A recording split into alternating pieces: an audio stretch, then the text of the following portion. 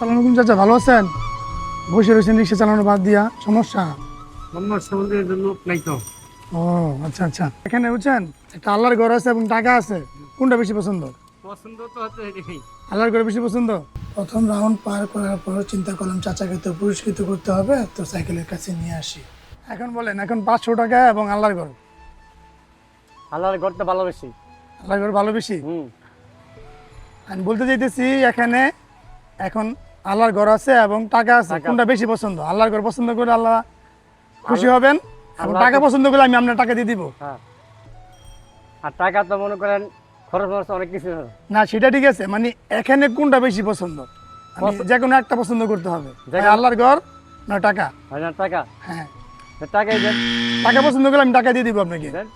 টাকা পছন্দ করছেন, এটুকু যে আল্লাহর ঘর পছন্দ করলেন সেটা। এই তো আল্লাহকে সবসময় আমরা মুসলমান সবসময় নামাজ পড়তে হয়, আল্লাহকে বিশ্বাস করি। আল্লাহ ছাড়া তো আমাদের কোনো কাজে নাই।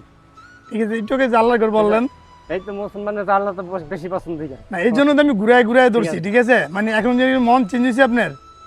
মন চেয়েছে মনে কি বলতে এই করার লাগে। না, না, আমি আপনাকে এটা বলছি, শুনেন, বলছিলাম যে কোনটা, আপনি বলছেন আল্লাহর ঘর 500 টাকা দেখা, যে আল্লাহর ঘর পছন্দ করে আল্লাহ খুশি হবেন, আল্লাহ খুশি এবং হবেন। টাকা পছন্দ করলে আমি আপনাকে টাকা দিয়ে দিব। যে কোনো একটা পছন্দ করতে পারবেন, দুইটা না। এখন একটা দিবেন, যে কোনো একটা। যে কোনো একটা পছন্দ করতে হবে, আচ্ছা, হয় আল্লাহর ঘর বা আপনারও টাকা। আচ্ছা টাকা দেন। টাকা পছন্দ?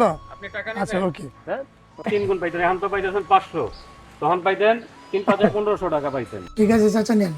খুশি আছেন তো? আচ্ছা ঠিক আছে, ধন্যবাদ। ভুল করলেন।